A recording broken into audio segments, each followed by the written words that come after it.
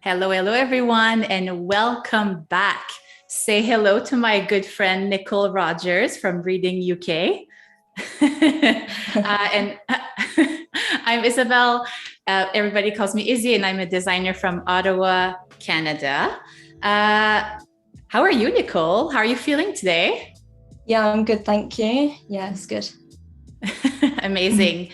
So if you've missed yesterday's package design, you can watch the replay. And today we will be continuing this amazing, fun, lusty pattern box packaging design. It's going to be great. But before we get started, we have a little bit of housekeeping.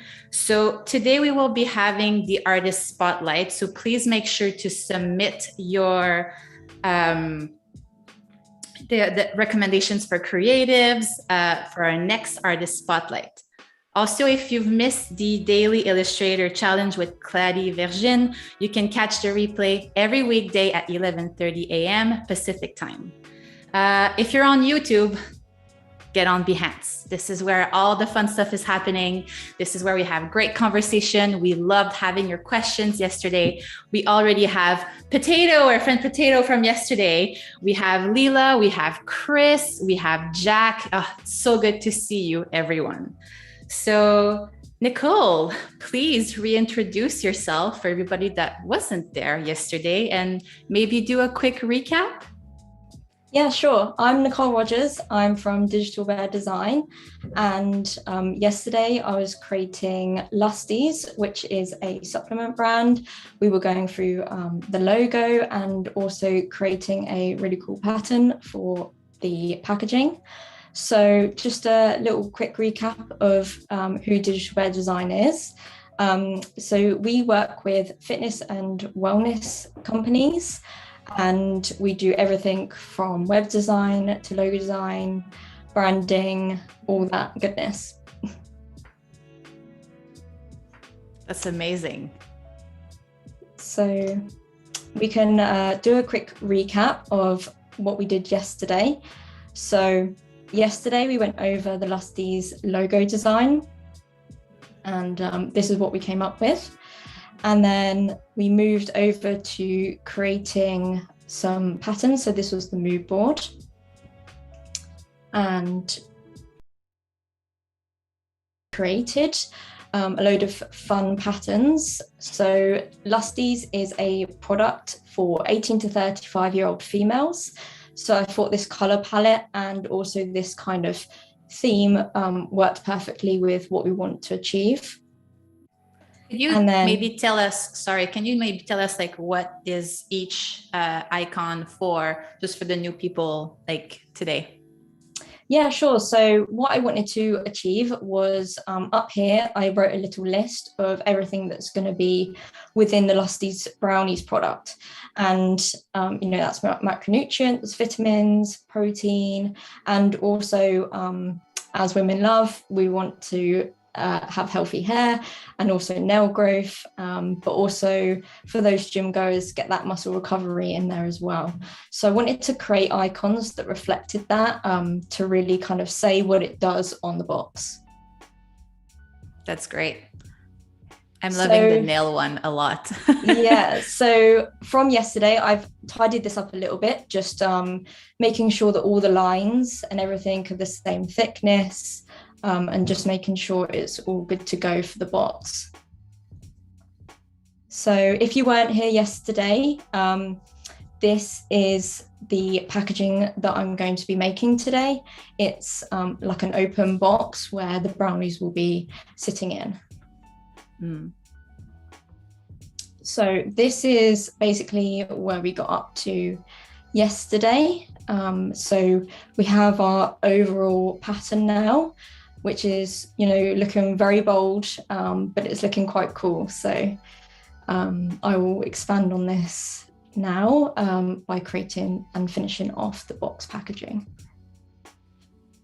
And then that was the logo that was the finished final one as well. Amazing. I can't wait for everything to get started today. Yeah. So what I've done is I've actually put it into the kind of outer line here already. And all you can do to be able to do this is when you have your cutter, as long as you have your outline already there and it's all connected and joined up together, you can just offset it. You can just go object, path, offset path, and you can do it by 3 mil, 5 mil, however much you need. And then as I was showing yesterday with just Command 7, you can place whatever it is inside that mask. So that's what I've just done here. So this is going to be the outer part of the box, but I feel like as there's quite a lot going on here, I kind of want to tone it down a little bit, because obviously the logo and the backpack information is going to have to go on here somewhere. So let's start. So this is the front of our box, and then this is the base of our box. Now, with packaging, it can get a little bit tricky, because what it looks like flat packed isn't what it looks like when it's made up. Absolutely.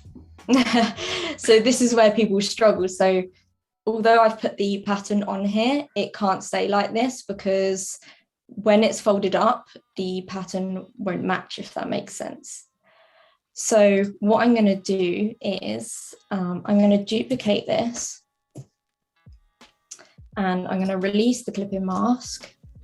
So this is what it was like before. And what we need to do is, because this is our base, and if we look at it once it's made up, this will be upside down. So we now need to make it go the right way round. And then we can put it back into our clipping mask.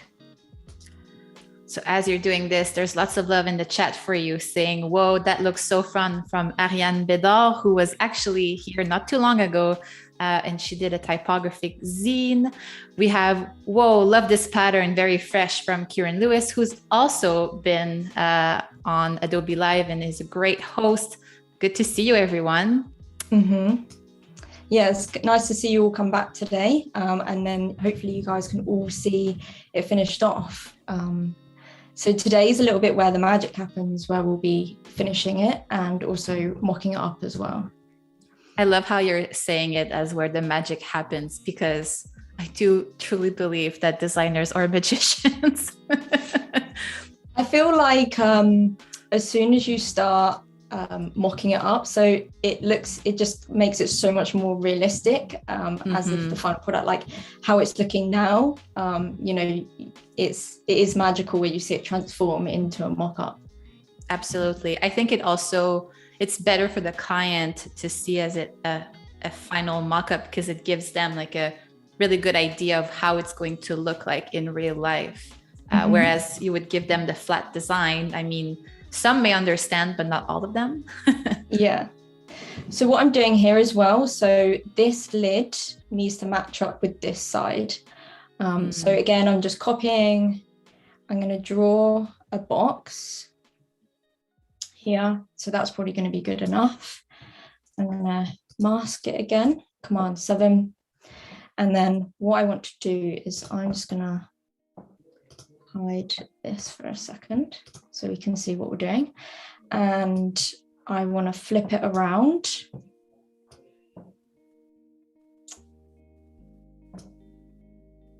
So this top bit should match up with down here.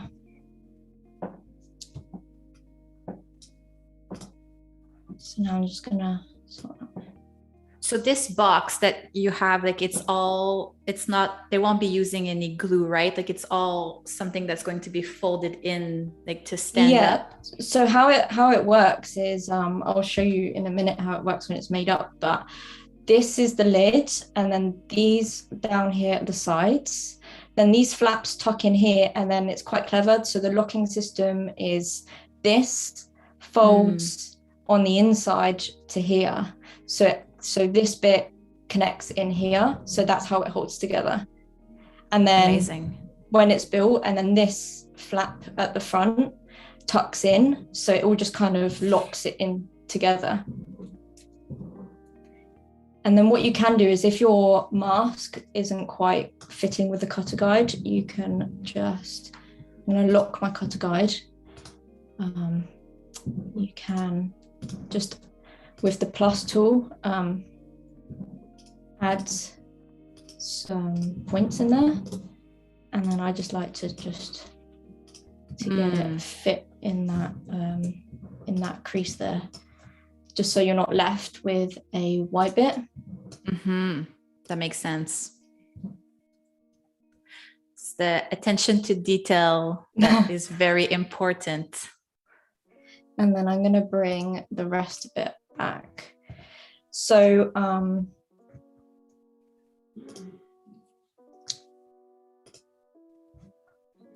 what we're also going to do is, what people also don't know is that this flap here on the outside, as it gets tucked into the locking system, this is actually going to be the inside of the box.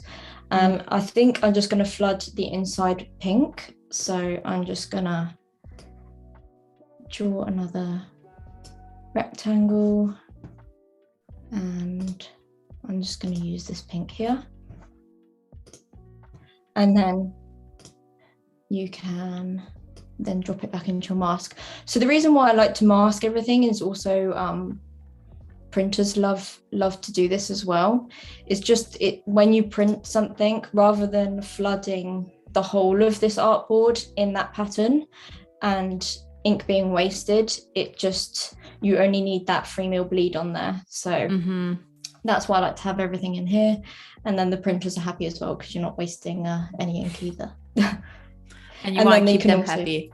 Yeah, but they like to butt them all up if they're printing lots. So it makes it easier for them as well to fit as many on a sheet as possible. So as you guys have seen me do this side, I have already kind of prepared the other side as well. So there's a interesting conversation that's happening in the chat here based on our designers are magicians. So Kieran's saying, designers are totally magician and superheroes. What would be your design power, Izzy and Nicole? Mine would be the ability to design just using my mind. Wahaha. That's hilarious. That's a good one. It is a good question. What would be your superpower, Nicole?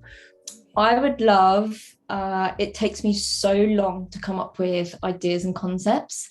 I would just love for everything just to come to me all at once and know exactly what I'm going to be doing.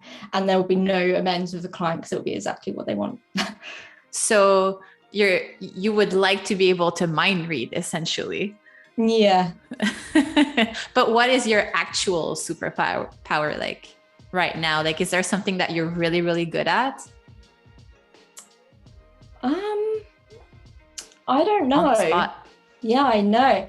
My favorite thing to do is probably branding. I would say that's probably my strongest area. So longevity then. So seeing the design, like longevity, and being able to apply it to a lot of stuff.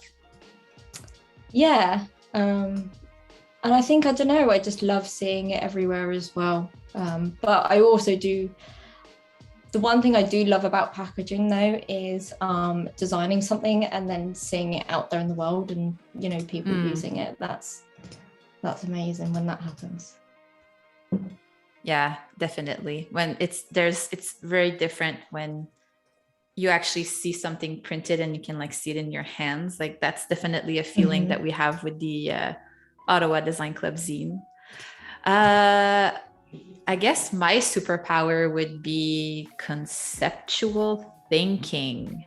I always love to have like an underlining of meaning with my design choices. Like nothing is decided just because it looks good. It has a meaning. And I really I think that would be my superpower. Great question. Thank you so much, Kieran. That's a good one. A very good one. Then we have Voodoo Val saying, I think my actual superpower is making monsters. I don't have a lot of creature illustration in my portfolio, but I'm really good at it. So everyone in the chat, please share your superpower. We're curious to get to know you. That'd be really interesting to find out. So what I'm doing here is, as I said before, because it's quite a chaotic kind of pattern that's going on, and I'm just creating some blocks here of some spacing where I think I can kind of put all of my content that I need to go on here. And I think it just gives it that space as well, just purely having it in the white. And then it works quite nicely because I've done it in the kind of square format, it just matches up nicely as well. This was highly logical thinking.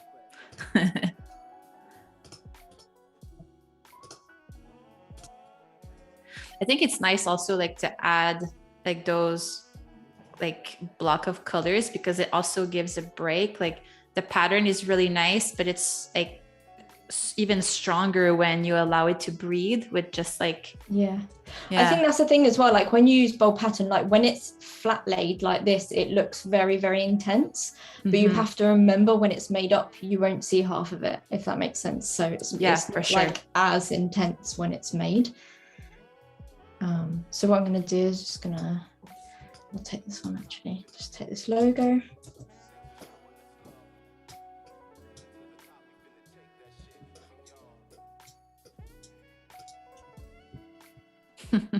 Garrett's saying, I'm just a design disaster. I mean, hey, like a lot of artists made their living with painting disasters, like Jackson Pollock, for example. It was messy, even had some cigarette butts just falling into like the paint that he was using. So that could be your thing.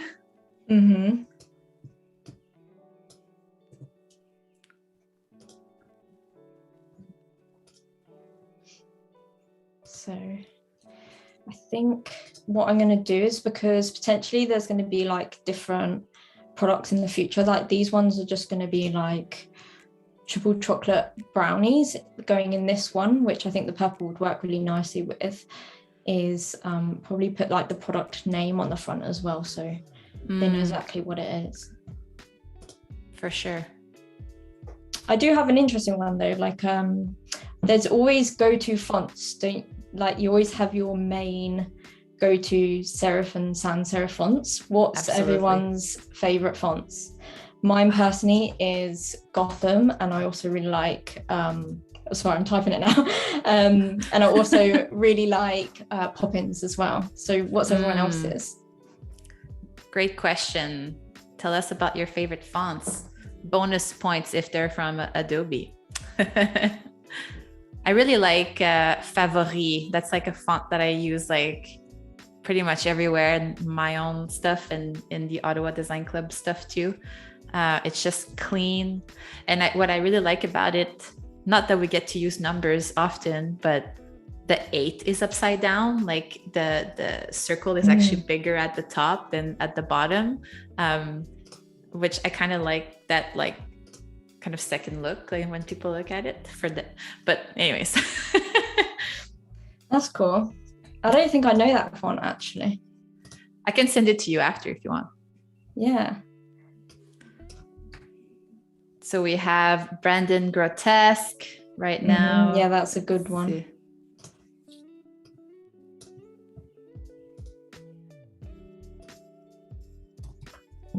It will still be coming in. Oftentimes, Sebon for body type. Oh, so Aldi, I think. Sorry if I'm not pronouncing that properly. I don't have a superpower, but I love branding. I mean, design is your superpower. That's it though. I think a lot of clients go, oh my God, I don't know, when they see the final kind of product, whatever you've made, they're like, wow, like they could like never imagine that. Yeah. That's it. It's when they tell you like, how did you take what was in my mind and apply it to like what I'm seeing now on the screen or in front of me? That's like the best compliment that you can have. So it is almost like we are magicians. Maybe we should all add that on our business cards for whoever uses business cards anymore. But, designer, aka magician, mind reader, extraordinaire.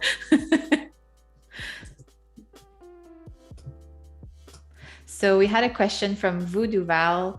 Any chance if we have time that we can get that nail pattern on a laptop, iPad, or case mock-up? That's a great idea. Ooh, yeah. So from the votes yesterday that came in, everyone voted, about 80% of you voted for the leggings to be mocked up. So I think that would be a really interesting one to see as well.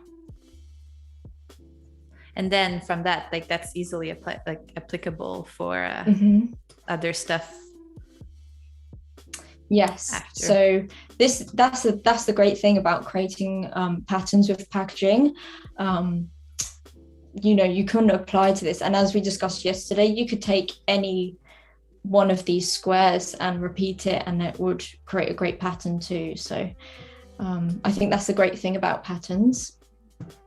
Is that you have they're a lot more versatile. You can use them a lot more across different things. But it's also the fact that you have a lot of options too, right? You have a lot of icons, so you can make different patterns with 2 or 3 or even just 1 and repeat that, change the color background of that square. Like there's a lot, like it's like infinite possibilities. I really like this tool as well. I don't use it much, but being able to rotate I think it's fairly new, being able to rotate artboards.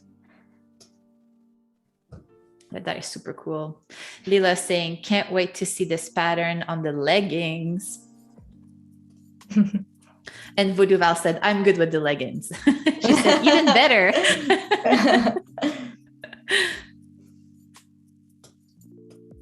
That's great.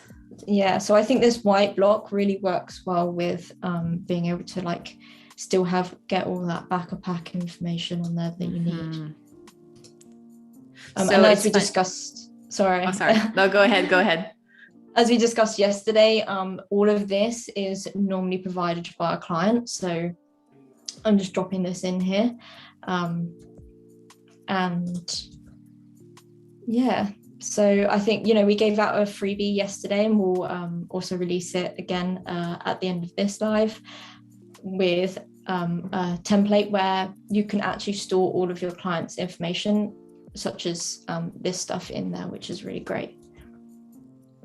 So I was saying about that, like there could be other use for that too. Like it does not necessarily have to be about packaging, right? Like it could be about like if, let's say there's an event happening and like all the sizing for roll-up banners or like the information that's supposed to be on the like postcard, like I think that like there's a lot of use like just for that sharing information to keep it all in one space. Yeah. So I'm pretty happy with how the outside is looking. So now I want to look on the inside. So a really quick and easy tip for doing box packaging or anything flat lay is duplicating your cutter guide, and then you can just flip it horizontally and onto this document, and you've got your inside, because obviously they'll be printed back to back. So that's a useful tip. So I think what I want to do here is, I'm just going to flip this around the normal way, is I want to make it, although I kind of want to have it a little bit more plainer, I think, because there's a lot going on the outside. I want to also kind of get my point across with these icons that we created and really get across like what's within these brownies, because the brownies will be sat in here. So it'd be really cool when you open the lid to see exactly what's in there. So we have a question from Chris here. Where can you get text for the ingredients if you're working on a passion project without a client? Without a client. So you can just kind of get it offline. I know a lot of stock sites do it, like I believe Adobe Stock does it, and all sorts. I think I got my table. I had to tweak mine because Adobe Stock one is a lot of kind of US information. So I tweaked mine, but my partner actually came up with these ingredients just because obviously he's a chef. So that was super easy for me. as he knows roughly what he's doing. But even I think the best thing to do if you're just doing a passion project is probably just put lorem ipsum in there. You can even make up a load of ingredients. You can find other kind of products that are very similar and copy their ingredients, or you can just put lorem ipsum in there just to kind of get that block of text that you're after, just for the back of pack. And then barcode and stuff, I haven't put one on here, but you can as well get that off a stock site if you want to. For lorem ipsum, I once stumbled upon a dessert lorem ipsum, which was amazing because it was all names of dessert. And I would use that when I used to work at my government job, actually, whenever I was mocking up something, and everybody would come back saying, "Oh my God, you made me so hungry," because it was all like lemon pie, gummy bears, taffy. It was awesome, but that could be used as ingredients. And I would say make your ingredients magic too. If you're creating a cool product. Yeah. Mm-hmm. That's the thing, with this is a passion project that I've come up with, and the ingredients in there, this product doesn't exist. So, I've got, all your macronutrients, vitamins, for people who were here yesterday know what's in there, but if you're new, so it's got biotin, zinc, vitamin C, EAAs. It also promotes hair and nail growth. It also helps with healthy complexion and encourages muscle recovery, and also they're guilt-free. So this product doesn't exist, but I would love it if it did, because I would definitely buy it. So that's it, like Voodoo Val saying. On that note, what info is expected to be provided by the client for a project like this? And would you not take a job if they didn't give you certain things? Yeah, so I think it's hard. I always give clients time before the project start date to gather everything. And then for example, I had a client last week actually, and was like, the lab hasn't come back yet with all the testings and everything like that, so we're going to have to delay it. It's not kind of either our fault if things like that happen, but I think the best thing to do is wait until you do have all that information, because it can make a big difference rather than going straight into it. Yeah, that is a great question. Matthew's asking, what is the size of the package? Of this? Mm-hmm. So I don't know what size this is actually. I got this template off of Adobe stock, but as I just said yesterday, if you are going to be making a real life product, the best thing to do is get it tested by the printers who are going to be doing them. I've made mistakes before in the past where boxes haven't fitted. So the best thing to do is get the product, make sure it all fits, make sure the printers have tested them and you've received test samples as well. Make sure it's on the right materials, all that. But I think for passion projects, it's absolutely fine just to get your templates off of stock sites. But I would suggest to get a structural engineer or someone who knows what they're doing to make them for real life products.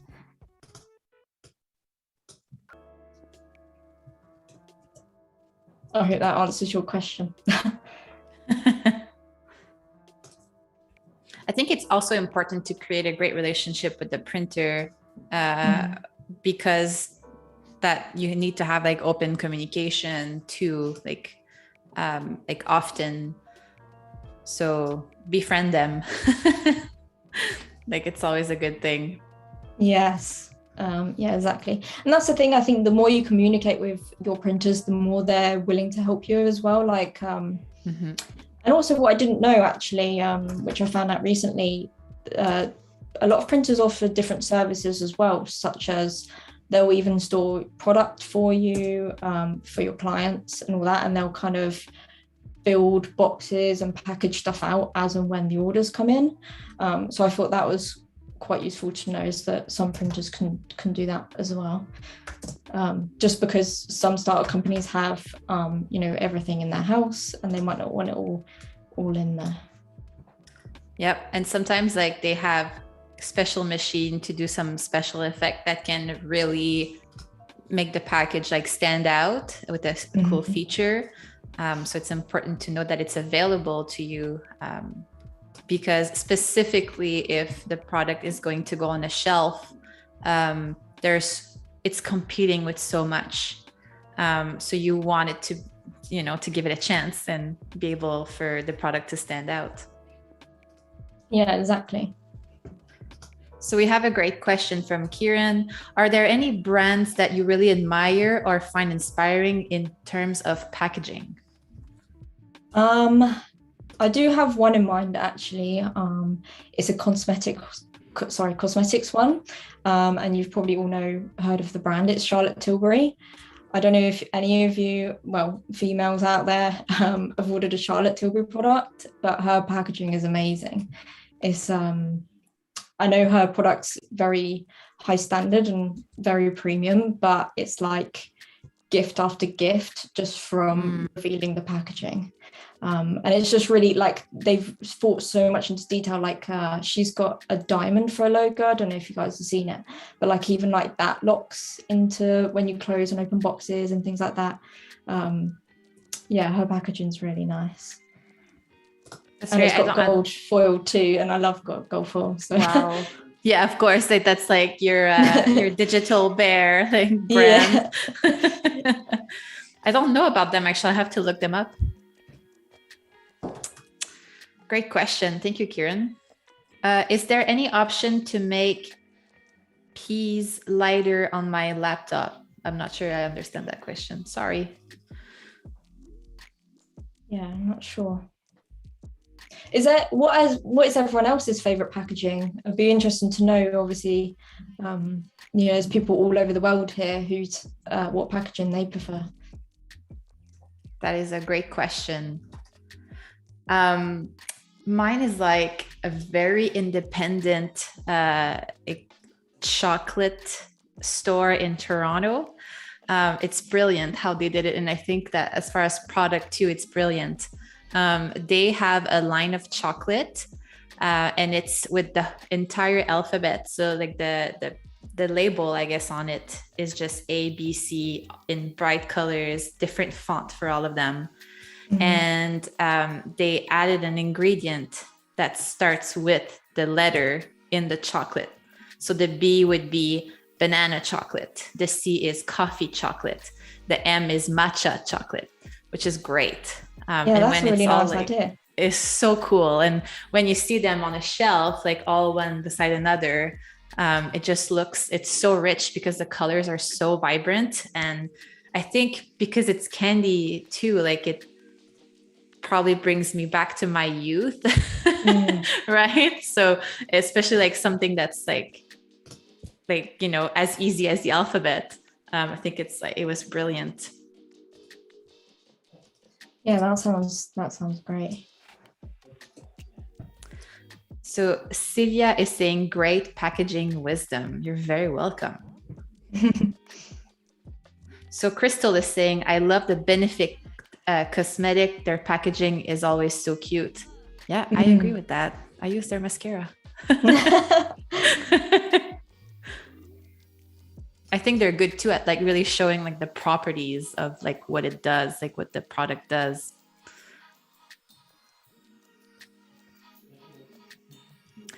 So if you just tuned in with us, we are working on a package design for the brand Lusty's that Nicole Rogers created. We did the outside of the box and now we're working on the inside, and she's just positioning her cute little icons that she did yesterday. Also, if you're watching on YouTube, get on Behance because this is where the fun stuff is happening. With that chat is like fired up right now. So join the conversation. So Lila is saying, I really like the sustainable packaging. My succulents come from Succulent Studios. I love that actually. Like that's like a new thing that some companies are very like focused on.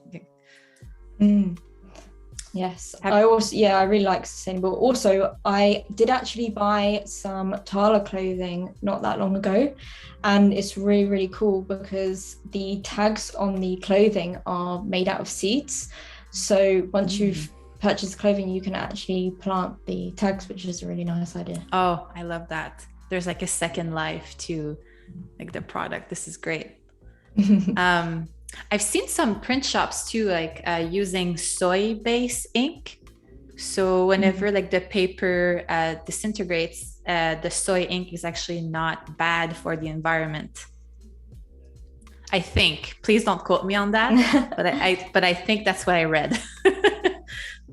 So I think I'm pretty happy with the design, and I want to now bring it to life with how it would look, you know, being sort of closed and open. So you guys will have to tell me what your kind of best way is to do this. But the best way I find of doing mock-ups is to, if you're working in Illustrator, is what I like to do is hide the artwork. I'll find what layer it's on. And then I like to grab your cutter guide, copy it, and then what you want to do is click new, and automatically it will change the dimensions to what you've just copied in Illustrator. Click create, and then I like to paste it in. This is a new feature which I haven't actually tried out yet, which is layers. You can now paste things in from Illustrator to Photoshop and it will keep all the layers intact. But today I'm just a small object it. And then normally it's at 72 dpi, so I'm just gonna blow up to 300 to make the quality good. So for new designers here, if like 300 dpi is like the recommended quality to go to print. So I like to get my cutter in here first, make sure that's all good and it's the right size. And then depending on if you're, you know, going to print and you need it with Photoshop for whatever reason, you can also extend your artboards as well to get that bleed in there. And then what I like to do is go back, and then I like to grab then my artwork. So then it will be on a different layer in Photoshop. It's probably locked. I've locked it all down. Make sure to unlock all your layers as well, because when you do this, hopefully it will paste in now. That happens to the best of us. It's like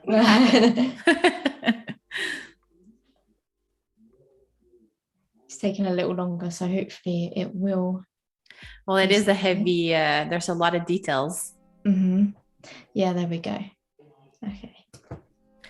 So while you do that, we have a question from Adriana Morena. Any tips for a new brand designer? A new brand designer, are we talking logo design and along that kind of route? So I would probably say my top tip is to grab a call with them before you start. I know a lot of people first starting out get really, really scared of jumping on calls with their clients, and they prefer to kind of just email them. I would strongly suggest get on that Zoom call and find out as much as you can about them. That will really, really help your process. Yep. If if you're shy and you maybe don't even know how to direct a call, sometimes it's good to like have some pre-written question of what you would like to know to be able to have your answers.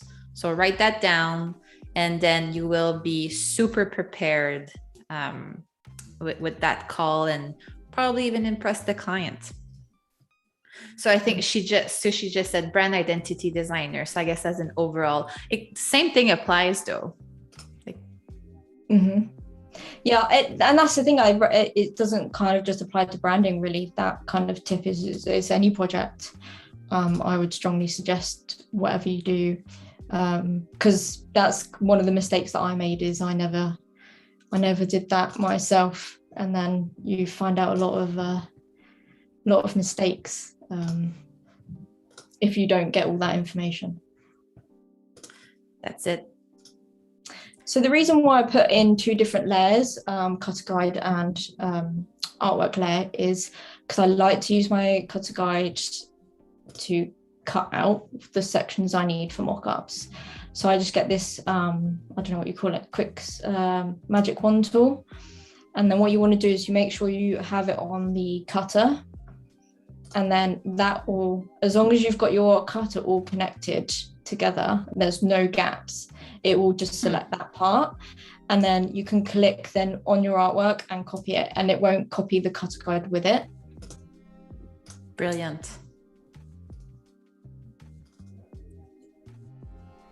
I just find that's, people might have other kind of ways of doing it, but that's just personally the quickest way I found anyway. Oh, smart.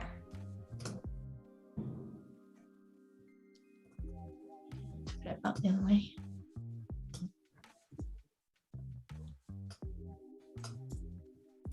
So another question from Aldi. Do I need to know about printing to work with packaging? Yes, so we went through this a little bit yesterday, and that's with the color process. So firstly, you want to make sure you got your cutter guide and that's sorted. And it's also this. So this would, if it was in real life, be printed 4 color. You want to check with your packaging, whatever it is, how many colors or Pantones you're going to be able to print. Like you may only be limited to 2 or 1. So I would definitely check that first. So again, like that. Oh, sorry. Do you have any tips, Izzy?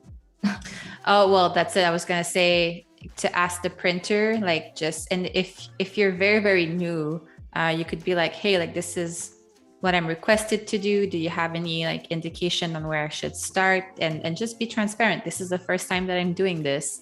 They're there to help you, and packaging for them is probably a big contract as well. So it's interesting to them, and it's also fun for them because they probably don't get it every day, depending on what type of print shop they are.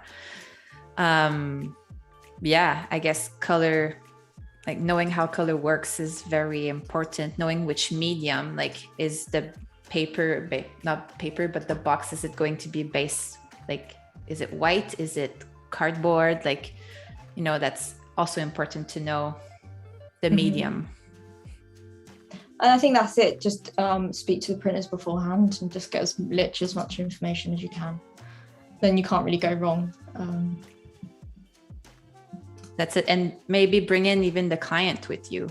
Now that things are starting to open back up, like it's not a bad idea to visit, touch the paper or the cardboard, see what can be done. It gives like a better idea of the final product. Mm-hmm.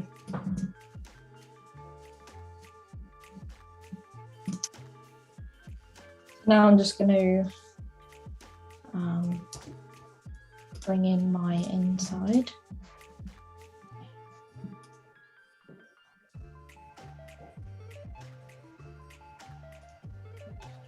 By the way, that mock-up is looking so good.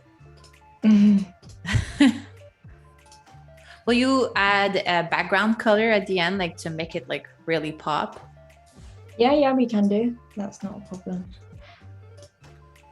That's the thing. That's where I say the magic happens, is when you start. Obviously, it's nice to see it when it's in this kind of form, and it's really interesting to see it when it's, you know, all flat. But just being able to see it in this format as well is really, that's when it kind of comes to life. So I'll put this in a smart chips as well.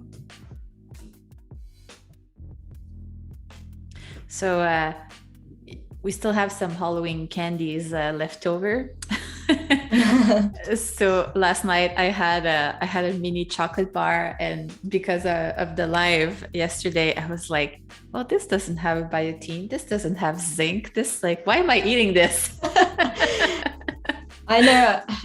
to be honest, I'm just waiting for one of my clients, because obviously we work with lots and lots of online trainers, fitness coaches.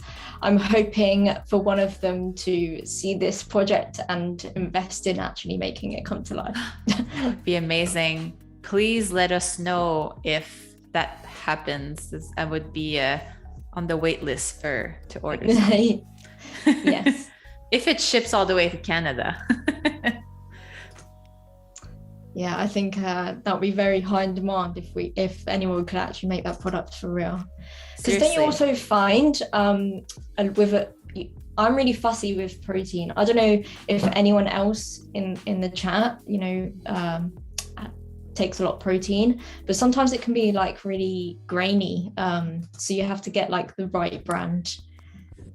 Yeah, I agree with that. Like whenever I try to be like into like the protein powder, like I'll be super into it for the first week, but then I'll get tired of it because depending, it's like chalky sometimes, or the vegan ones, they taste like plants.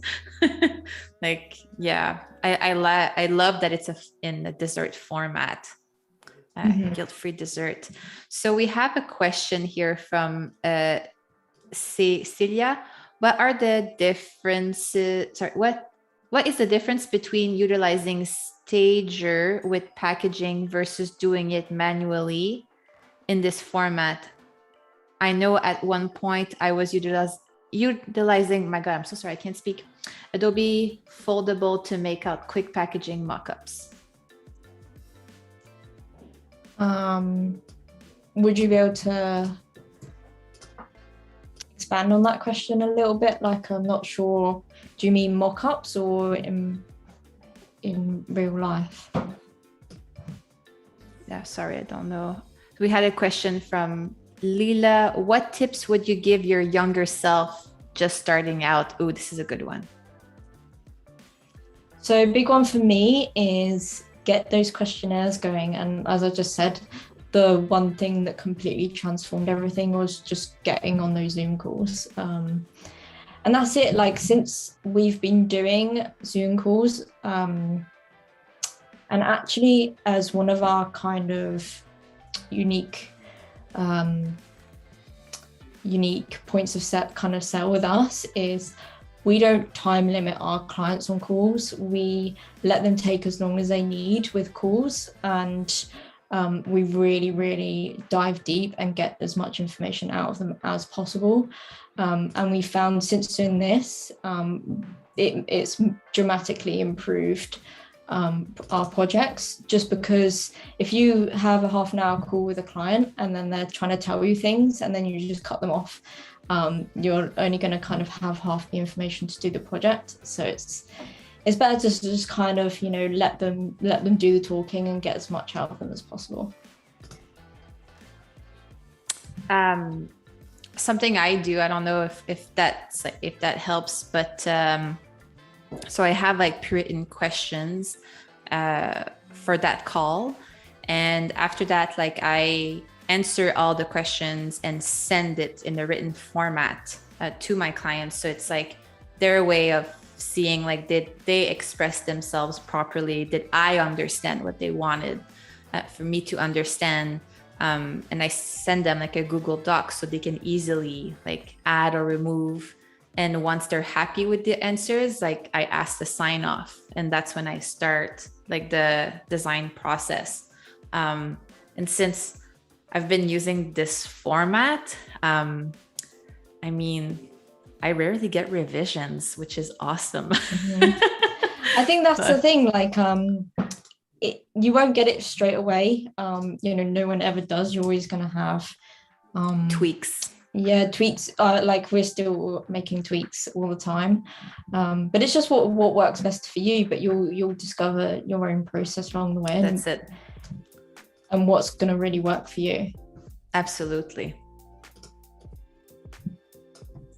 Adriana, I just signed up with a client, brand identity design plus 3 different logo version, a website design plus implementing in Wix, social media design for 2,800 euros. Is that too low or too high or just right? Oh, this is so hard. I think everyone's pricing is completely dependent on them. I think it's completely down to you and whether you're thinking that's enough, because at the end of the day, you need to kind of, from the advice that I've been given by other people, is work out your costings, work out how long the project is going to take. Is it going to cover your monthly bills? Is it going to cover, everything that you need that's got all your outgoings? Because that's the most important thing. If it does cover that and profit, then you're on to, a winner. But if you feel like, you're really struggling every month, then you might want to take another look at it, just to make sure you're not going to be struggling all the time. I hope that makes sense. And maybe like if it's the first time that you get that big of a contract, like set yourself like a timer to see how much time you're working on that, and then divide that to see, okay, like how much am I making an hour plus my expenses, and does that make sense? And never forget that the value that you will bring to that company as well, right? If they have a good logo, if they have a good branding, if they have good social media, they will be making money. So you need to factor that in too, that you're helping them getting to the next level. So never underestimate your value. No. So what I'm going to do here is, I feel like it'd be really cool if these brownies had tissue paper. So where's my logo gone? So with tissue paper, it's a very tricky one here in the UK anyway. I don't know what it's like in the US, but its pricing is very reasonable if it's one color. But if it's more than one color, it's like seems to jump extortionate when you're doing anything kind of greaseproof paper, tissue paper, anything like that. So I think for this, and I want to keep it simple as well, just purely because obviously the packaging, the outside of the box is quite loud. It's just kind of keep it simple. So what I'm going to do is make a pattern with the logo for the tissue paper, and then that's quite nice. Nice.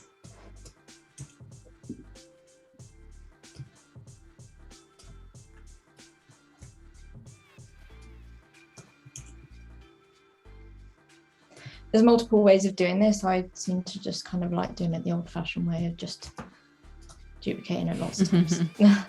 I do it like that too.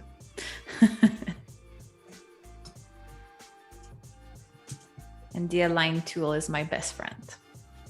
Yes.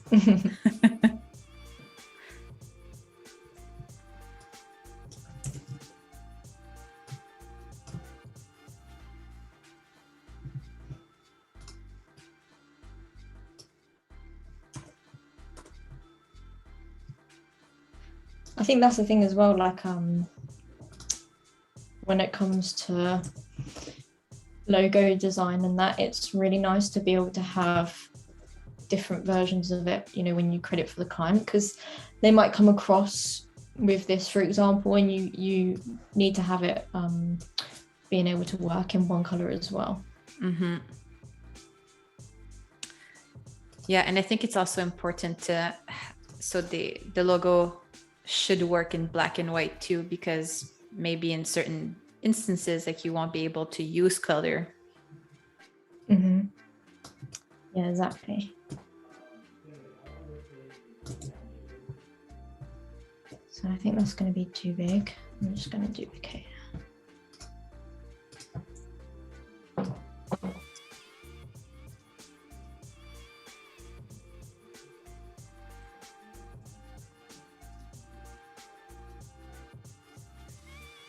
I'm just going to put it on an angle, because I feel like, that's quite cool if it's makes a really nice pattern when it's at an angle rather than straight on.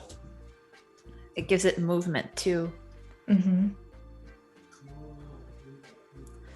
So curious to know, everyone, where are you tuning in from? Nicole and I are far apart. We talked about that a bit yesterday. We're an ocean apart. So yeah, curious to know. Mhm. Any other people from the UK or Canada, or let us know where you're from. So I Oh, feel this is like looking this is, so good. I think it's really nice because obviously the outside you don't necessarily know. Obviously, you're going to buy it online, you know kind of what's in there, but to anyone else looking at it, you're not sure exactly what these icons mean. But when you open it up, you can see exactly what they resemble. Yeah, that's great. It's highly dynamic too, which works really well for like a fitness or wellness brand. So I'm just going to drop a hint of pink in the background. I think that just makes it really nice. Sit nicely on there. So yeah, this is looking really cool. So obviously I know you guys all voted yesterday on which you wanted to see me mock up next, and that was leggings. So this is from Adobe stock, and I just, as soon as I saw this, I was like, oh, this would be really cool for the pattern that I've been working with. Amazing swag to have, like, aside the brownies. Yeah, exactly. Yeah, that's really cool. So I got this off of Adobe stock, but I know there's lots of others as well. You can kind of get some really cool mock-ups. So I'm just going to have a look.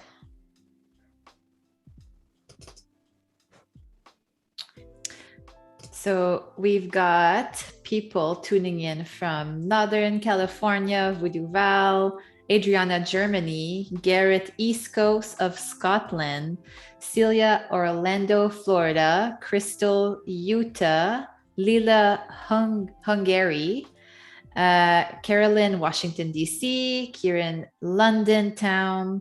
Yeah, so all over the place. Wow. I'm always amazed. Is anyone in the chat that was here yesterday? I'll be curious to know. I'm recognizing a few names. So I'm thinking maybe we should do like a different kind of color palette for the leggings. I think maybe we should mix it up a little bit because this is the kind of original. So we could go more of like a baby blue, or we can make them more pink. Or is there any other suggestions of what kind of color you would like to see? Could we duplicate that mock-up and have one that is blue and one that is pink, maybe?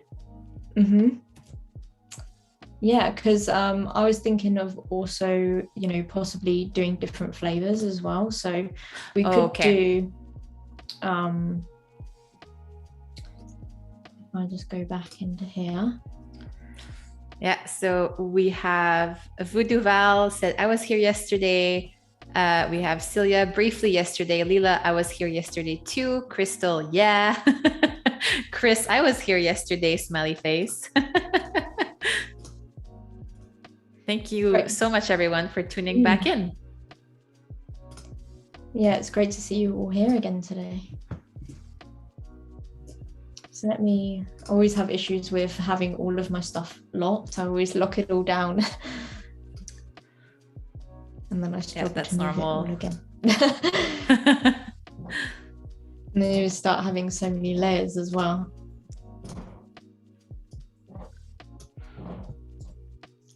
I love how you're using the layers too, like in Adobe Illustrator, because like obviously I see a lot of designers using them mostly in Photoshop, but it's fun to see that you're using them here as well.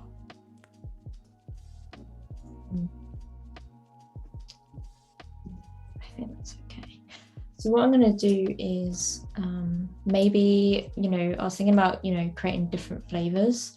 We could do different flavor brownies. So we could do you know what would be really nice and what's really popular at the minute is salted caramel ones. Yes. Oh my God. Salted caramel is like very dangerous for me. Like if there's salted caramel candies or anything caramel in front of me, I can't resist.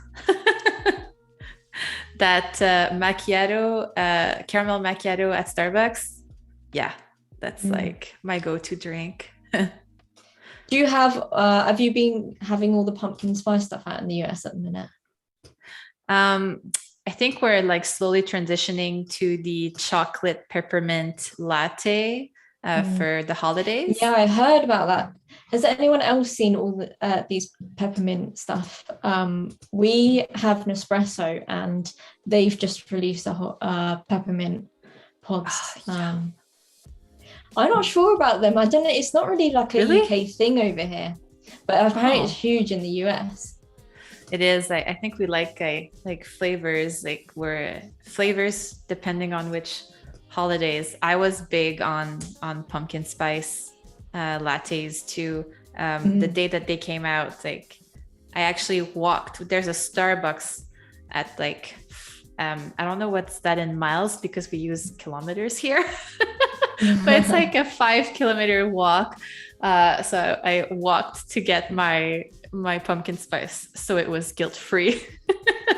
See, this is why we need your amazing brownies like all over.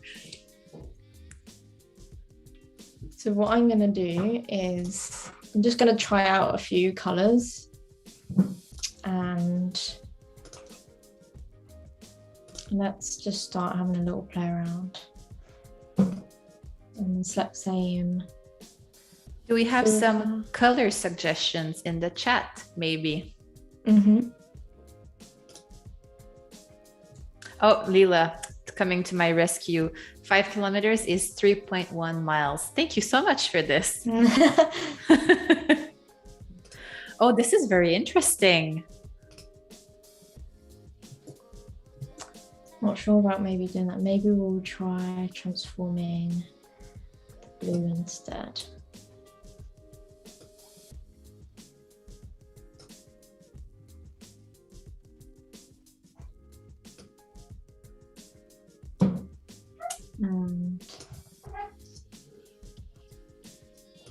So I think having different color palettes completely transforms absolutely how it's looking.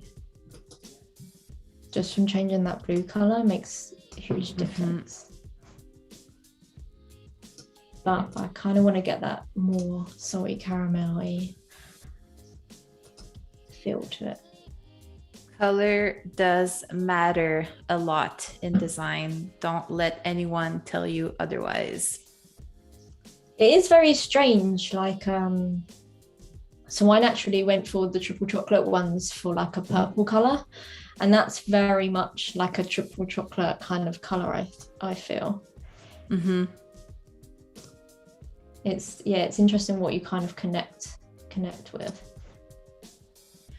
I think there's also kind of hidden meanings like with color, like they have an emotion, they have properties, like psychological properties even, that like sometimes it plays tricks on your mind. I was watching recently Inside Out from Pixar, and even like the little characters, right? Like anger is red for a specific reason, and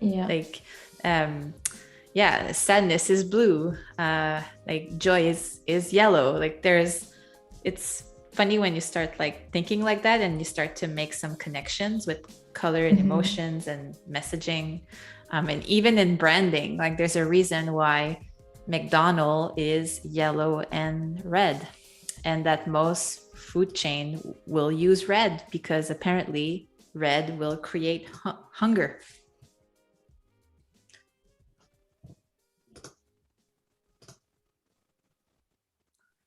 This is giving me pumpkin spice vibe with the orange. I know. Yeah. Yeah. I might darken it a little bit. Let's see. But it completely transforms the pattern, I think, having it. Oh, it does.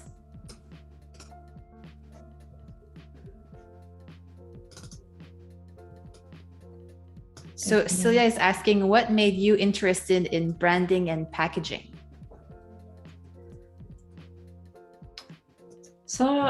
I've always naturally kind of liked branding, and I also have always just liked packaging as well, just because of what we do. I've lost my outlines now. Right. Yeah, I just also I love being able to, like, as we discussed before, being able to see packaging on the shelf once I've, you know, created something, and being able to physically hold it when you've been spending months and months working on it.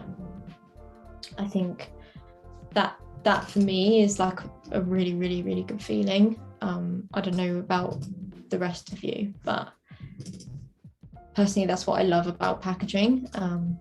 Being able to create something and then seeing it in real life. Branding is very kind of similar. I just love seeing it everywhere as well, you know, on signage, and being able to use it on merchandise, all that kind of stuff I love as well. Voodoo Val saying that orange was great.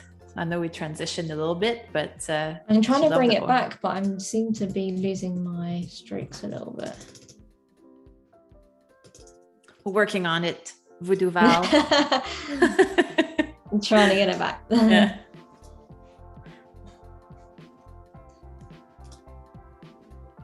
So I got a question too in the chat. Celia is asking, what made you turn your profession from gov job to creative field? So I was always a designer, and I went to the government after being in an agency, surprisingly, and I just wanted the big paycheck, being honest, and I wanted the paid vacation because I knew at that time that I wanted to travel. So when they offered paid vacation, I was intrigued by that, but I was also intrigued by the policy side of it. In that specific department, they were studying the present in order to make better assumptions of the future. So they were studying Bitcoin, artificial intelligence, augmented reality. So it was like subjects that intrigued me. So I tried it for a few years, but I felt a little bit stuck, if that makes sense, and just decided to open up my own studio. But I've been designing this whole time. I am not happy when I'm not creating. I think it's the same for you, Nicole, right? Like you get a high off of creating like brands and fun stuff. Yeah, so that's it. Like as I just said, you know, just seeing it physically in real life as well.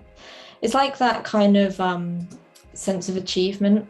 I think, you know, just being like, oh, you've worked on this for so long, and now finally it's here, and you can physically hold it. Absolutely. And say like, this came from my imagination, and now it's in my hands. So yeah, it's great.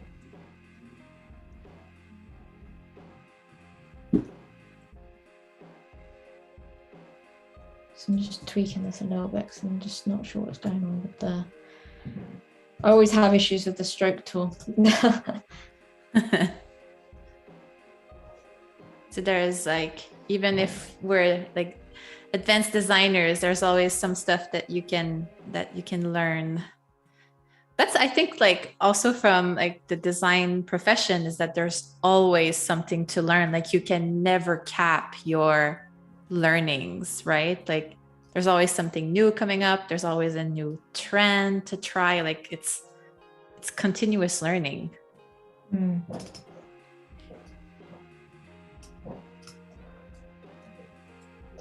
So this is giving me like a whole different kind of vibe.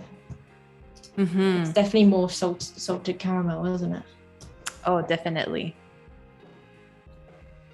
I'm just going to export this as a JPEG. So normally if you do kind of do patterns like this in Illustrator, what you'll find is it will start getting like super slow because there's just so many vectors on there. So what I tend to do is like to finish my design, then export it as a JPEG and then be able to use that.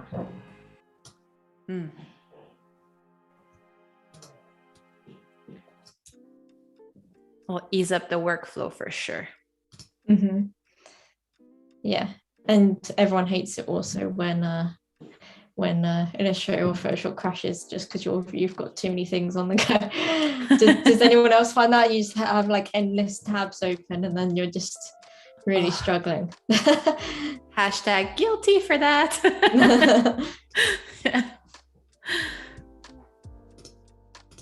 Yeah, nobody wants to see my browsing history at this point because it's like most of it's from Behance too. So I'm just going to link this one in.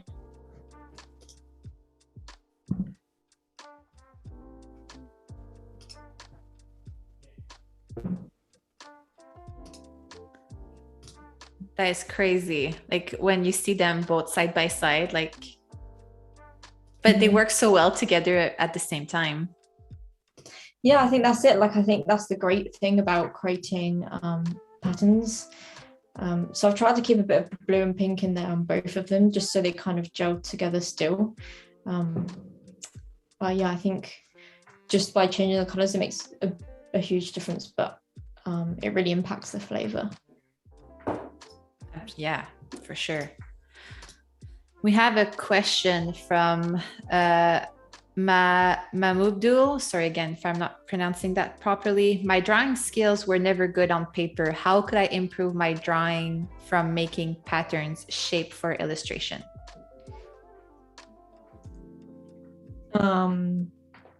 Improve drawings. So I'm probably not the best person to speak to about this because I am a terrible drawer.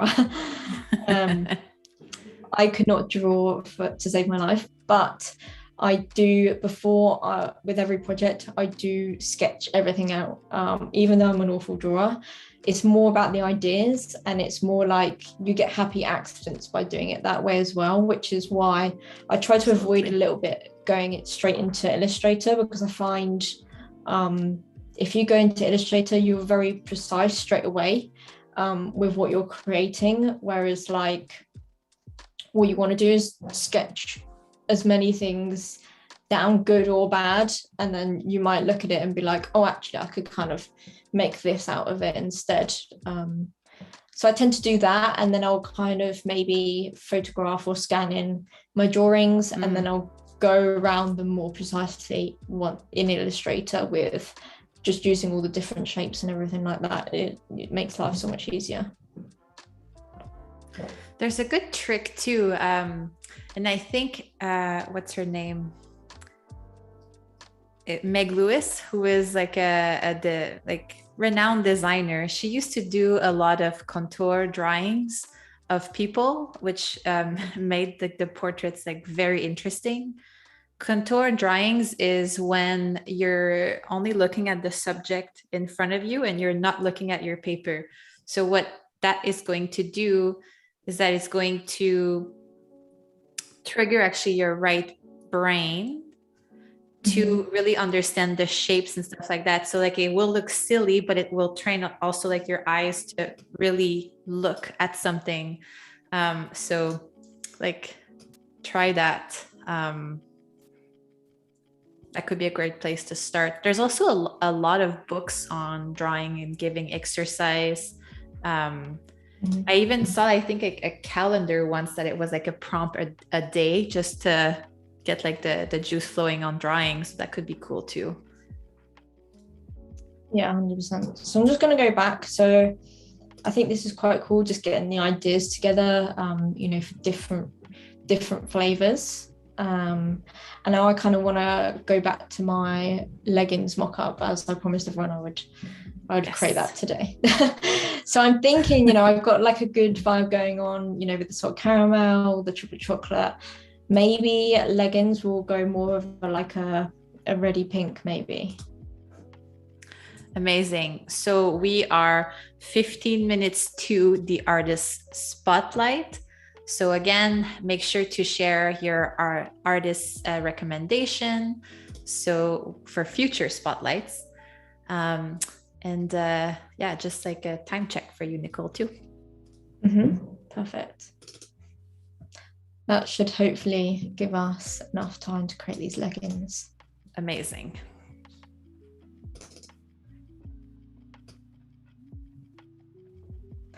I'm interested when, does anyone here, I know we discussed this a little bit yesterday, does anyone here go to the gym? I'd be interested to know if you would actually go to the gym wearing this kind of pattern. That's a great question. Definitely stand out while wearing leggings like this. I feel like that would be a good like Zumba legging for like. It'd be a good statement. Yeah. But like that's the thing, like the athleisure wear now is so fun. There's like bright colors and like it's like everything's allowed, which is great. Voodoo Val saying I would. I think that's the thing. This is the fun thing with this brand. So because they are focusing on protein, you know, like you can do leggings, shakers, they could do a whole range of cool stuff with this pattern, and then people would probably, as the brand would grow bigger, it would definitely become recognizable. Absolutely. And I think that's what I love. So at Digital Bear, like we tend to primarily work with like startup companies, and I think that's just what we also love about these. I think that's a bit too pink. That's you know, what we love about these startup companies as well is just watching them grow from effectively nothing into like bigger companies, and they're working with so many people. It's really, really great to see. That's it. After a while, when when there's consistent marketing and brand touch points that is like visually consistent as well, like there's a brand recognition. And I think that as a designer too, when you created that brand, like that's amazing to see. Yeah 100%. I'm gonna try and get a little bit of a nude color.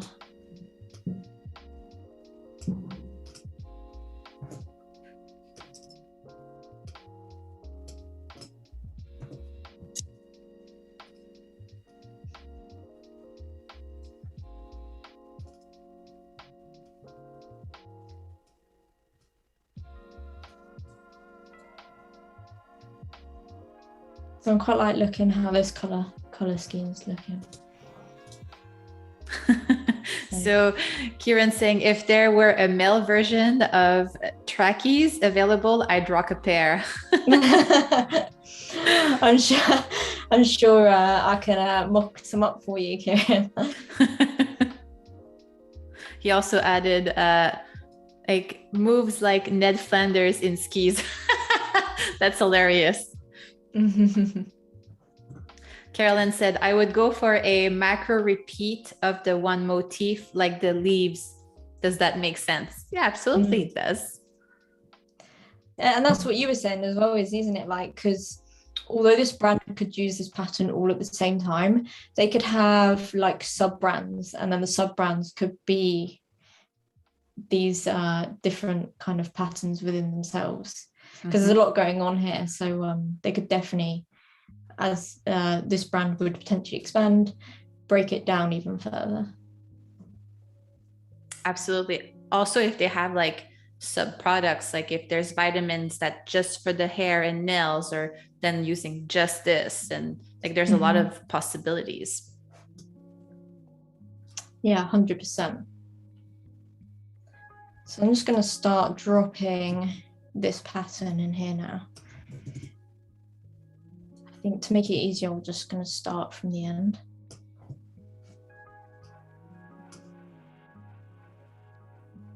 And we still have 10 minutes before the spotlight, so this is looking cool. This is really cool. And then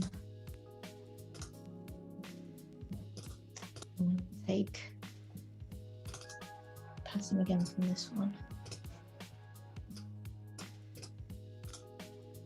I think I was for, and this is the great thing about having patterns and boxes and stuff, because you can kind of work out roughly where you're at with it. So I knew I was like 4 boxes along, so you can just kind of move it along. I find doing stuff like that, you know, really helps. Mm-hmm. Absolutely.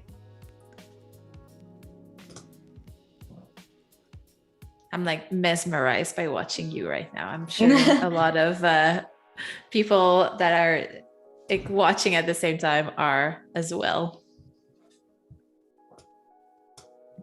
So if you're just tuning in, Nicole is now working on a legging, as you can see from the pattern that she designed yesterday. We changed the colors a little bit. This is for the brand Lusties that she created a logo from as well. Yeah. So I think for the top band, it would make sense to have the logo.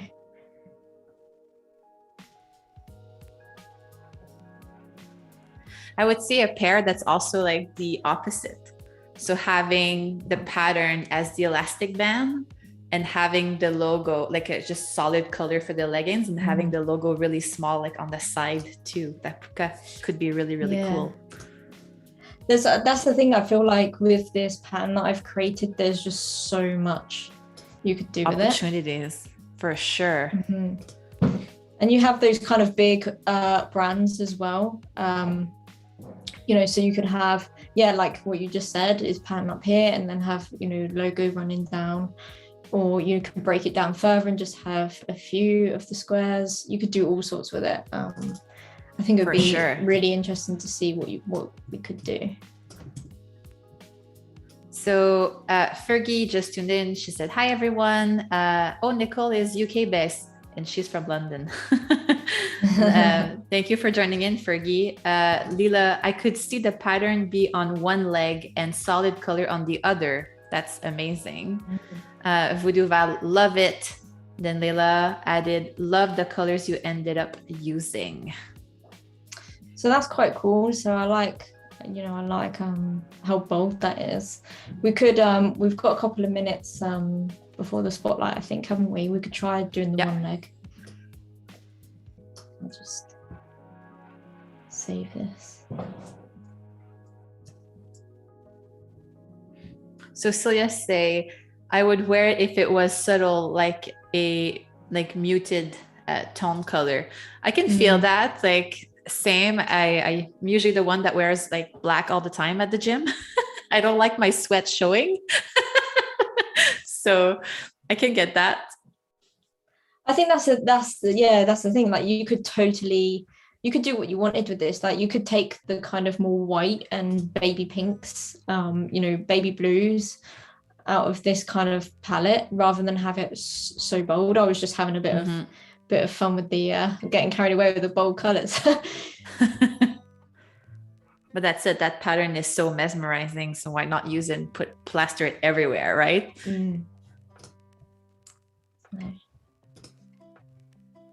I'm quite liking it in this kind of pinky red as well. So yes, what I'm going to do is fill this in. Maybe let's go for the light one.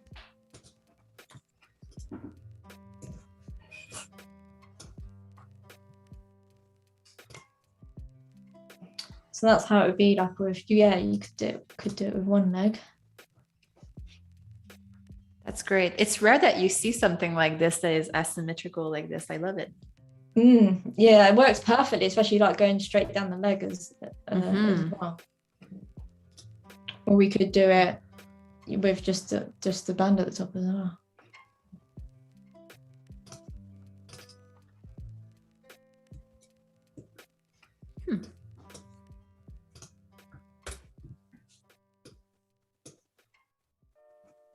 Do you think we have time for another one? Because we still have 5 minutes. Yeah, or I could, for everyone that's new here today, we could run over the freebie if you guys wanted to. For sure. So I'm giving away a freebie that's also courtesy of Laura Evans from her packaging course.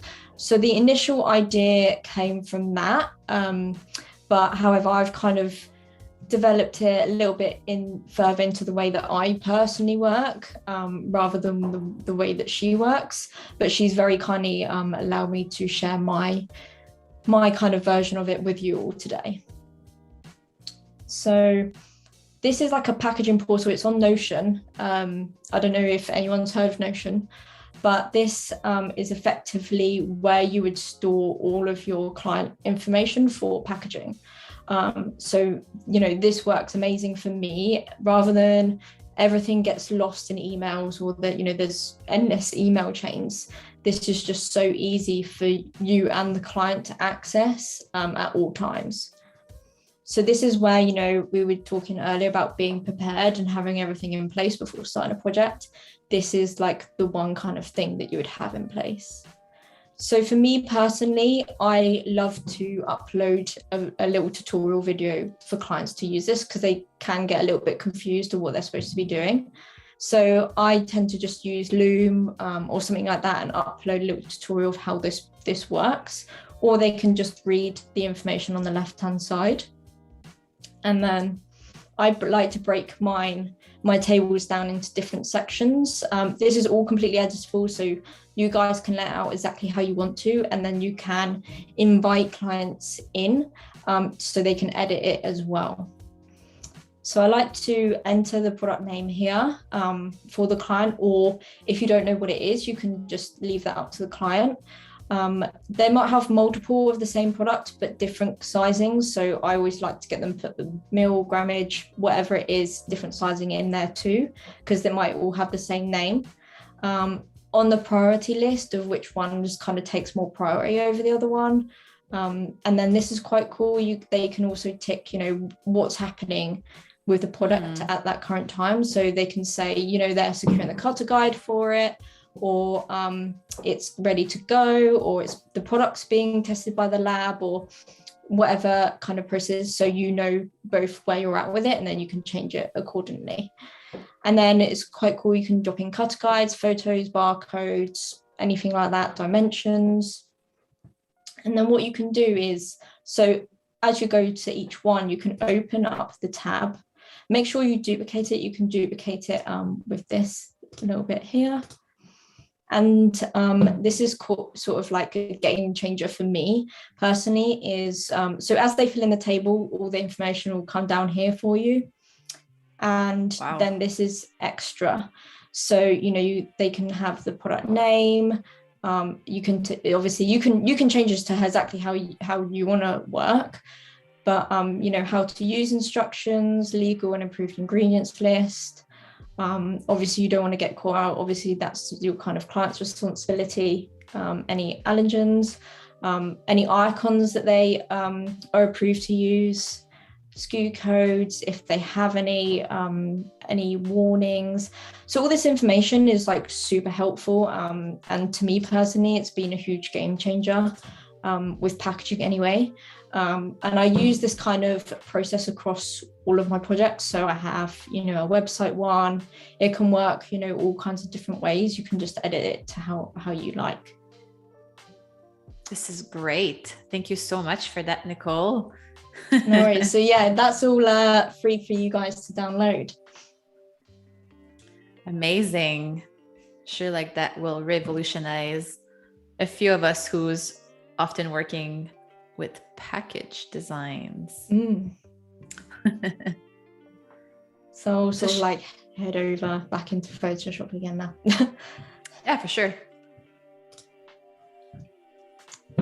So let's have a little play with Leela's idea.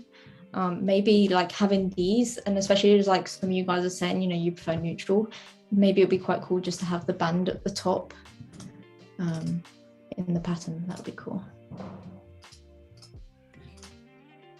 Yeah, that's it. Like personally, that's like what I like for patterns. I like when it's like it's like hidden, or there's just like the little splash that makes it special.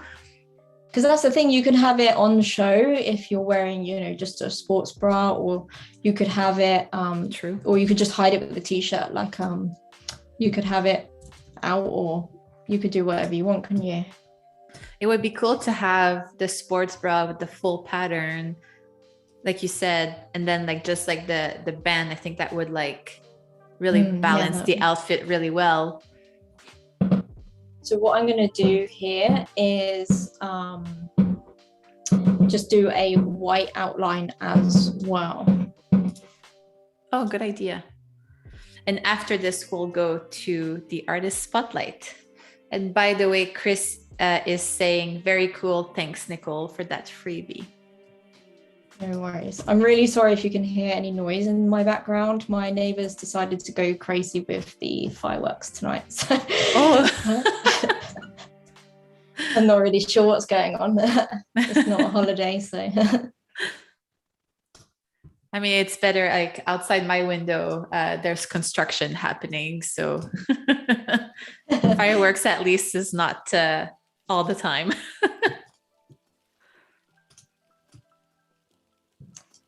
So I'm really liking this. And then obviously just kind of, to relate back to the packaging, having it on the white block as well. Yeah. Great idea. Oh, I'm loving this. Cool. Yeah. Yeah, I think I would definitely, wear these. I think that looks good. Me too.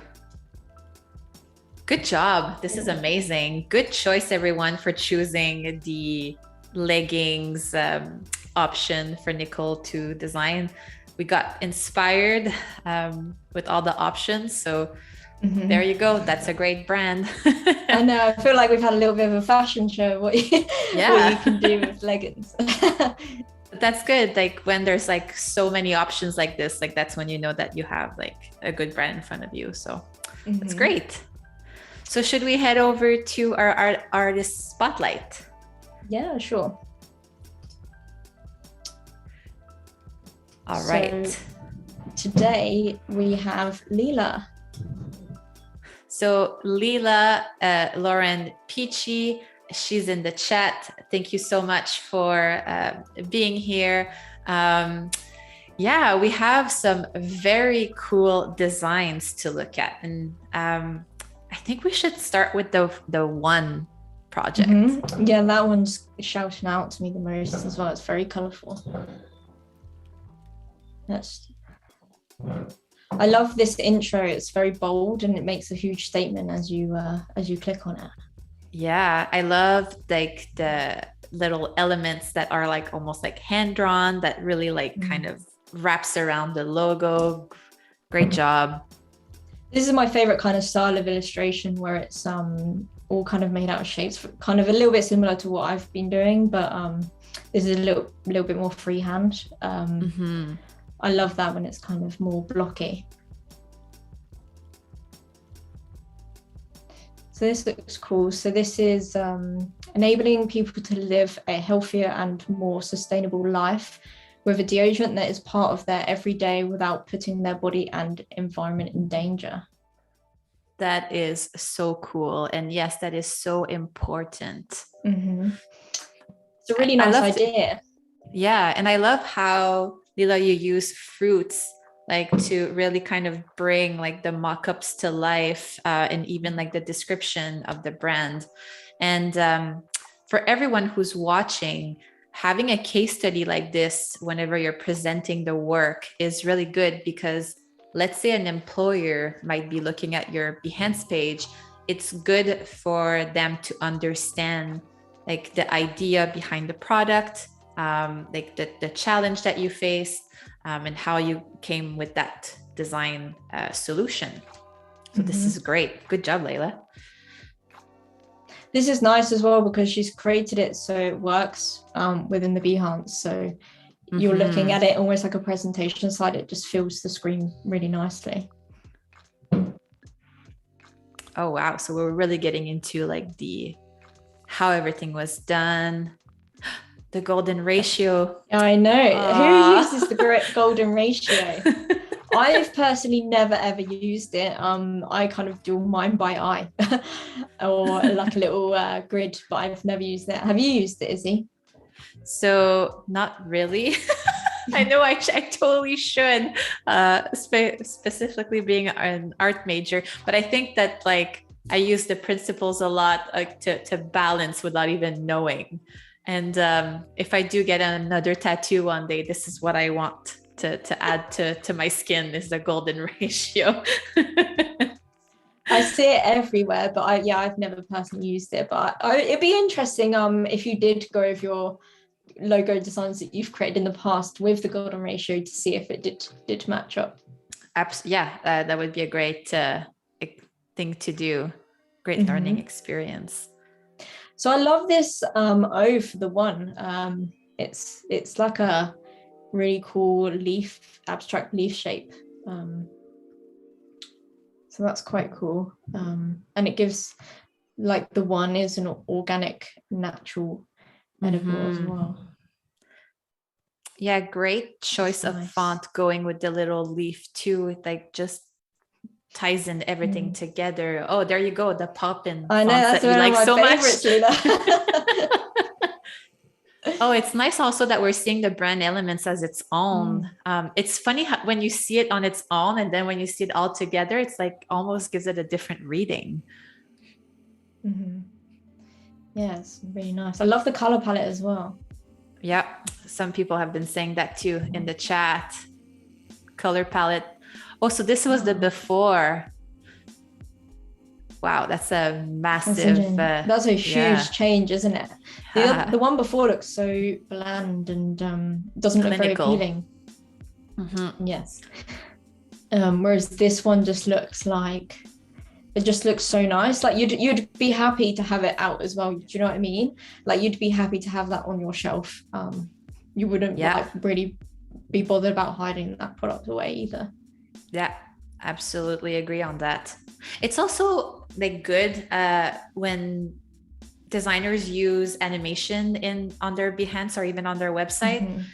It just like makes the content pop so much. And there was also a lot of studies that said like whenever you add video or animation, even like on your social media posts, that people will actually stop and look at it longer. So pro tip, everyone. And good job, Leela.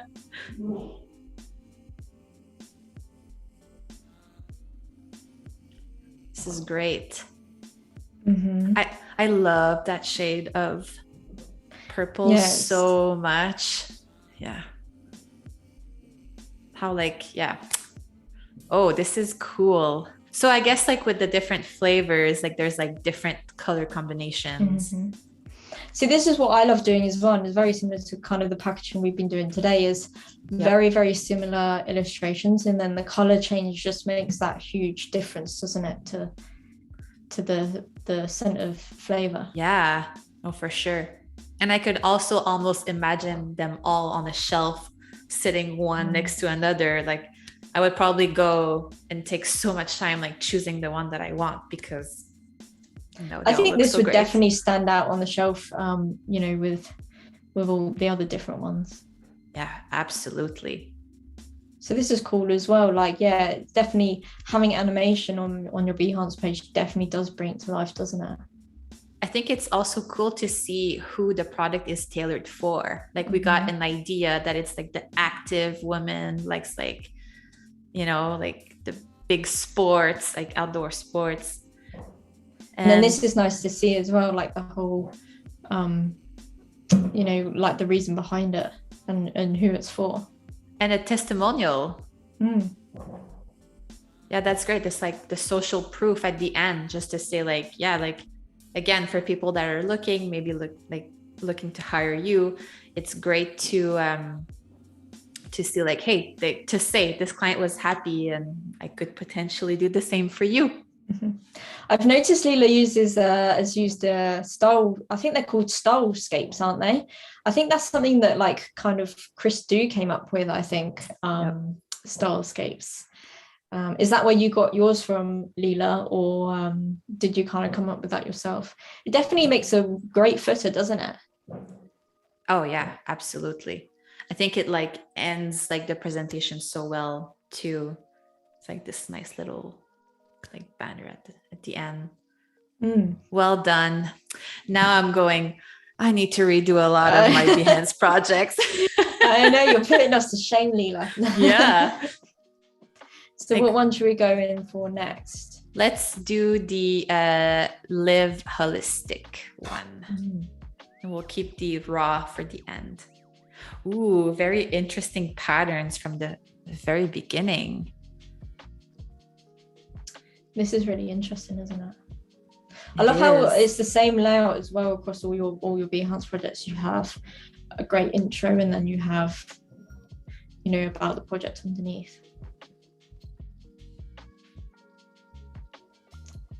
Yeah, okay, so this is more about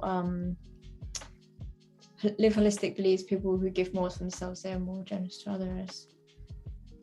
Oh, I like when there's like donating 10% of profit. Yes. Yeah, I love when there's like a social mission attached to a product too. From like the consumer perspective, it like makes you feel better about buying the product. Yeah, 100%.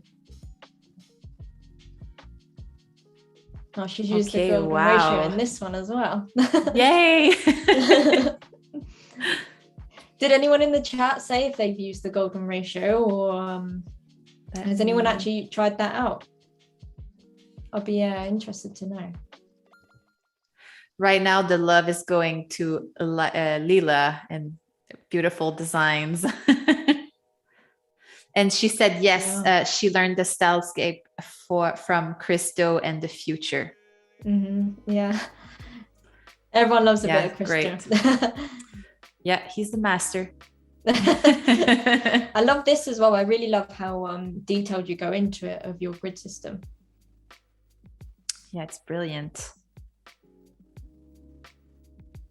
So it's nice. I love it when you see the primary and the secondary logos. Me too. And it's also good to offer this option like to the client. So like for whenever they need to position it, to have that, like just the icon itself, or like just like the word mark on one line. Yeah, it's great.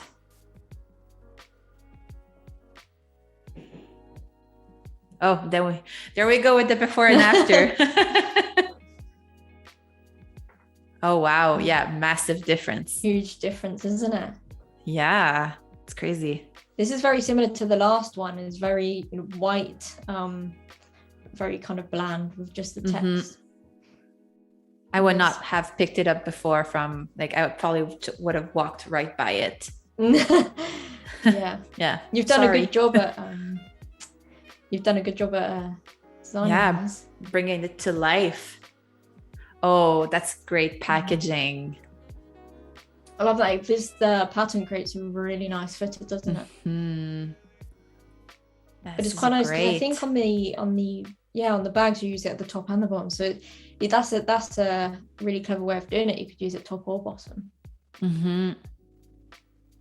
I think it frames the information so well too, right? Because there's those lines, like the focal point goes automatically to the logo. Oh, and this is clever for the sticker. This. Loving this. Yeah. Chef and it's very clever how you've I love how you've put it on top of the pattern as well. So you've like also incorporated it as like a backdrop too. Yeah, clever way of using mockups. Oh wow. So like this was like a really big scope if you're even going like on the website. Wow. This looks cool. And this was also has really great ideas to like what kind of animation you can do on Behance, like rather than just kind of the continuous slides. Like this is a really clever way of showing these kind of Instagram, social media, website mockups too. And this is easy to do as well. Like if you're not like me, like I'm not the best at animating, but I will create some stop motion in Photoshop. And this is something that could be created easily in Photoshop.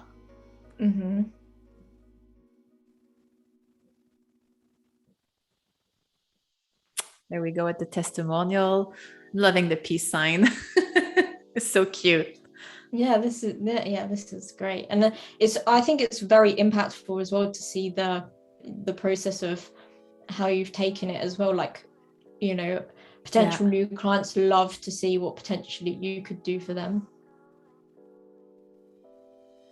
Absolutely. This is again like something that a client would want to know, is like, what was the impact after the rebrand? Leela saying this pattern came from Fijan Massey, a pattern where this business started. Oh, that's really cool. Yeah, that's really nice. I love that. Like, I love if you can to try and put a bit of like heritage and stuff like that into it, just because it makes it more meaningful to that particular client. But also, if they are selling product locally or anything like that, that's really special too. So we are 15 minutes like to the end of the live. So shall we go back to like finishing off like your design? Yeah, we could try. If we've got 15 minutes, we could quickly try to do the other mock-up, couldn't we? The water bottle, the protein shake. Oh, cool. So we get 2 for 1. So before we get started on this, like, wonderful job, Leela. Like, everybody, please go and check it out if you want some inspiration on how to do a good stylescape. Leela's your girl. Yeah, I'll quickly let me jump her back. So yeah, this is her Behance page. You can go and give her a follow. Yeah. Amazing job, Leela. Yeah. All right. Let's see what we can do with this.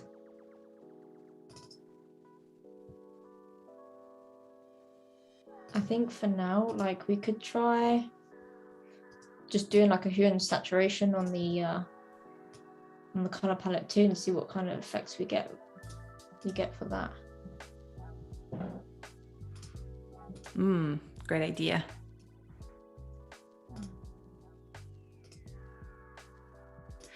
So are you the type of designer that have like a lot of mockups, like in your files? Like, are you kind of a mockup freak? I kind of like just kind of go along and just kind of download them as I need them. To be honest, I don't just really get my mockups from one place. I get them from all over the place. I don't know what you're like, Izzy, but I kind of just go through and see what I prefer. Oh, I'm bad with mockups. Good or bad depends on how you want to see that. But like, I have an external hard drive just for mockups. So every time I see like a sale, like a bulk sale on like good mockups, because sometimes like they're hard to find and I can search for a very long time. I'll buy that. Or like when I see a free one, like a freebie like offered on Behance, whenever I'm browsing, I'll like definitely download it. And I'm like, oh, I could use this for this. Like, even though I don't have like a client that might use it in the moment, I just like store it in my like hard drive. I think at the moment I have over 12 gigs of mockups like on my like hard drive. So wow. Yeah, but I'm prepared, and like they're all stored. Like I have one for like posters, packaging, food related, like they're all like categorized, so I know exactly where to go to make my workflow efficient whenever I'm working on a brand.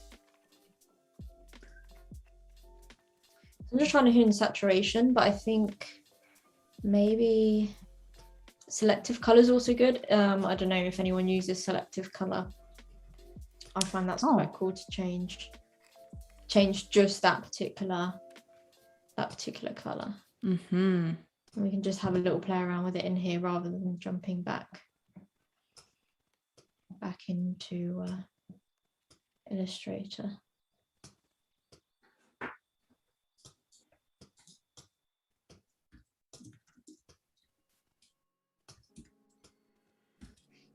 So that's quite nice for like, you know, people who kind of wanted like more of a nudie kind of color palette.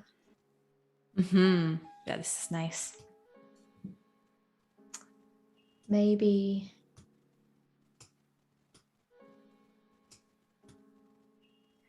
for the boys here, we'll try and do a bit of blue. Maybe that's there you go, Kieran. You'll get you won't get leggings, but you'll get a shaker. Yeah. Oh, that's cool. Yeah, that's really nice, isn't it?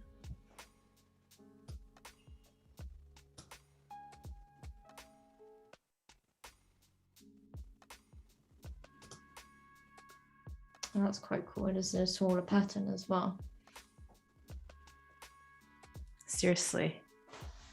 That I like that because, you know, sometimes like when you're mixing the powder and it does like little clumps, that way I'm not seeing the clumps. So,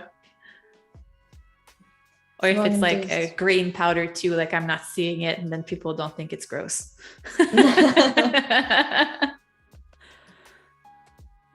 And then I just want to kind of put that white in there as well. We'll get the logo on there.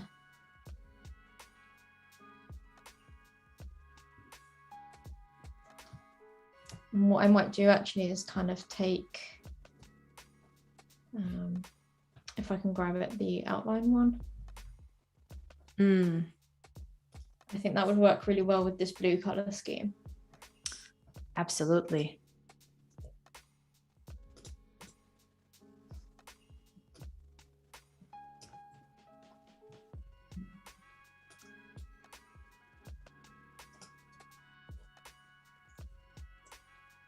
See how this looks.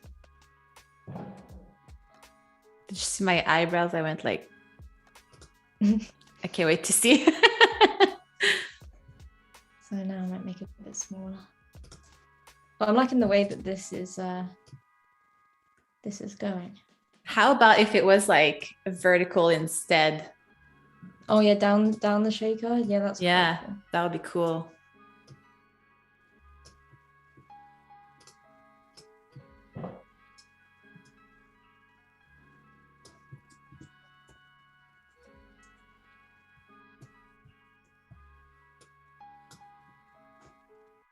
It's always a bit of a guessing game with mock-ups, I find, don't you? Like you save it and you have no idea where it's going to end up.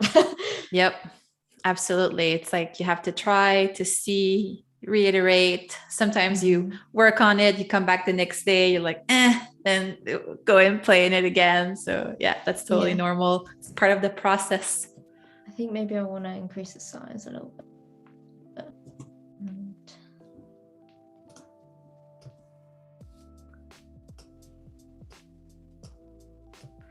So crazy, like how far we have come along since yesterday. So we started with the logo.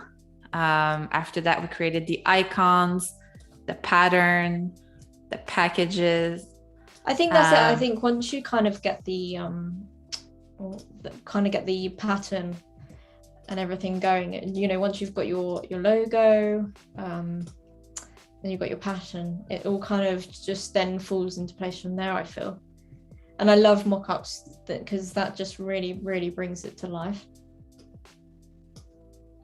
Absolutely. Yeah, I'm liking that. I'll just change this. So find this color, we'll try and match it.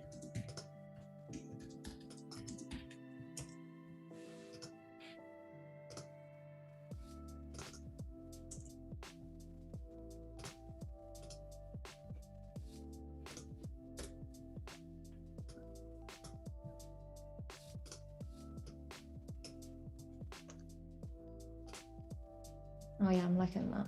Amazing. So it's quite cool to see, you know, like kind of how much of a difference the color makes, and also how many things it can be applied to. Like it's just so versatile. That's why I love patterns so much. You can just kind of apply it to anything.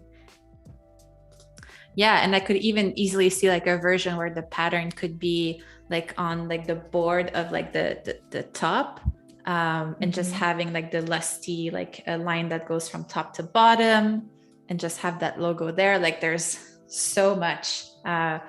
Like really good job on creating such a versatile brand, Nicole. Well done.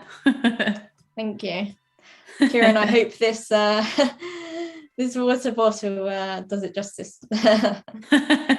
Yeah, let us know if you would purchase it, Kieran. So we are like at the end of our life. Can you imagine?